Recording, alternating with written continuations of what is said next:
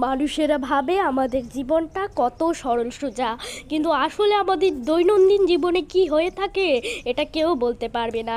সারাদিন এভাবে এভাবে নাচতে নাচতে গল্প করতে করতে এভাবে ঝাড় দিতে থাকি। যখন দেখি বাড়ির মালিক এসে হাজির, তখন আস্তে আস্তে এভাবে এভাবে ঝাড়ুটাকে নাড়াই। এমন নাটক করি যেমন কিছুই জানি না, ভোলাভালা মানুষ আমি।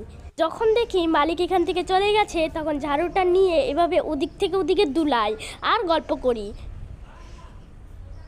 এমন গল্প আর বলার মতো নয়। কাজবাজ শেষ হওয়ার পর হাঁটু ঘেরে বসে আবারও এই গল্পই বসে যাই। এমন গল্প আধা ঘন্টা অবধি চলতে থাকে।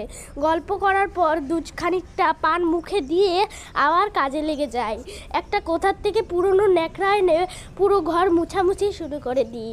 মালিকের যখন দেখি সামনে নেই, তখন এভাবে হাঁটু ঘেরে বসে গল্প করতে থাকি। যখন দেখি আবার মালকিন চলে মালকিনকে দেখে সঙ্গে সঙ্গে এমন নাটক করি যেমন কত ঘর মুছে ফেলছি আমি, কত কাজ জানি।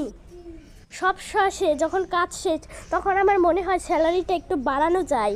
তখন মালিকের সাথে 1 ঘন্টা তুমুল ঝগড়া করে, মালিক এত ঝগড়া হয় বাড়ির মধ্যে, তুমুল ঝগড়া 1 ঘন্টা 50 মিনিট ধরে চলতেই থাকে।